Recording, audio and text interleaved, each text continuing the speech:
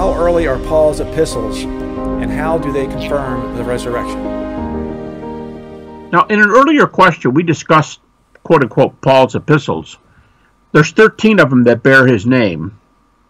And to me, positively, when you're talking to unbelievers, atheist New Testament scholars, like Gerrit Ludemann, Bart Ehrman, agnostic New Testament scholars, Jewish but still New Testament scholars, like Geza Vermesh and Pinchas Lapid, they are going to concede 7 of the 13. But what's amazing about the 7 is that if a Christian wanted to do a study on Paul's best-known epistles, they're going to name these. The 7 they concede are the best-known epistles of Paul. So real quickly, those 7 are Romans, 1st and 2nd Corinthians, Galatians, the first 4, then Philippians is 5, 1 Thessalonians is 6, and Philemon is 7. So once again, Romans, 1st and 2nd Corinthians, Galatians, Philippians, 1 Thessalonians, Philemon, 7. And that's why when we do an apologetic talking about Galatians 1 and 2 and Paul's trips to Jerusalem, that's the genre in which those fit. Galatians 1 and 2 are like 1 Thessalonians, 1 Corinthians, uncriticized. Philippians, just there. Now, the earliest of these 7, the earliest of all Paul's epistles, but the earliest of the 7 that the critics allow is 1 Thessalonians. It's usually dated in 50 A.D. And that's, now every once in a while you find somebody says 48, but 50 A.D. And what's nice about that is that's a nice round 20 years. We can keep this to nice measuring. 50 minus 30 for the crucifixion is 20 years later. And then we have 1 Corinthians, 2 Corinthians, Galatians, Philippians, 1 Thessalonians, and Philemon. Now, a couple things to keep in mind. We've defined the gospel at a minimum. These are the gospel data at the minimum of deity, death, resurrection. Deity, death, resurrection. You want the full answer? Deity, as in Son of God, Lord, seated on the right hand of God, all of that prominent. Death, you would say died for our sins according to the Scriptures. That's 1 Corinthians 15 creed. And then resurrection, he rose and appeared.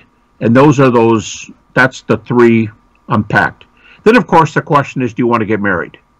Do you want to come to Jesus? And by the way, in 2 Corinthians, Paul uses this language. He said, I tried to marry you to Jesus as his spotless bride. I thought, wow, Paul wants to marry the Corinthians to Jesus. That's I do. So then we have a commitment, better or worse, rich or poor, till death do we part. That's what Christians say to Jesus. Okay. Now, when these epistles start, the martyrdom of Paul is usually put at about 63 A.D., give or take a year. Martyrdom of James, the brother of Jesus, we know from Josephus, 62. Paul and Peter, probably about 63. So we have the martyrdom of those 3, 62, 63, maybe someone's going to say 64. Now that's at plus 32 to 34. So that gives you some dates. Now, one thing that's amazing, your question was evidence for the resurrection. 1 Corinthians 15 includes that incredible creed, 1 Corinthians 15, where Paul starts with a footnote. Paul says, I gave you what I was given. I gave you what I was given. If this were a research paper today and you didn't put a footnote there, the professor would write in the margin, hey, you said this was from somebody else. Who's it from? When? And what page number? Okay, well, Paul's telling you got it from somebody else. That's a major passage on resurrection. Another one, Romans 10:9. If you confess with your mouth, or if we confess with our mouth that Jesus is Lord, deity, and believe in our heart that God's raised him from the dead, you will be saved. Deity, resurrection, death. That's the order there. And just a few verses later, verse 13, Paul explains what he means by the word Lord, because Lord can mean master, Lord can mean sir, but could also mean the God of the universe. And just 4 verses later, Paul quotes the Old Testament, whoever calls in the name of the Lord will be saved. You go, well, that sounds like Paul. Well, it is Paul, but Paul's quoting the Old Testament. It's an Old Testament quote. The Old Testament talked like whoever called on the name of the Lord should be saved. But Lord there is Yahweh. Okay. Lord there is the holiest name for God. So in Romans 10:9, you've got deity, death, and resurrection. Here's another one. Romans 1, 3, and 4. Jesus showed himself to be the Son of God. 3 titles. Jesus showed himself to be Christ, Messiah, Son of God, and Lord by virtue of his resurrection from the dead. That's Romans 1, 3, and 4. So just right there, I've just repeated some of the creeds.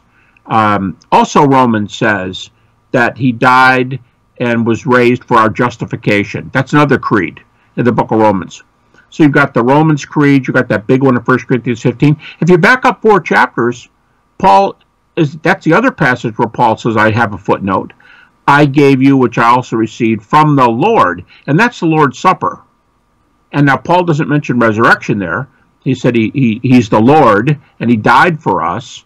But then he said, when you celebrate this, you celebrate the Lord's death until he comes. So obviously the Jesus who is Lord and who died there, because it's the communion you're celebrating, not Easter Sunday, but the communion you're celebrating is until the Lord returns. So he's alive.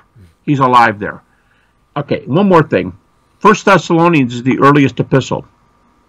When Paul starts 1 Thessalonians, it's loaded, and so are those other epistles, with high Christology, Son of God, Lord.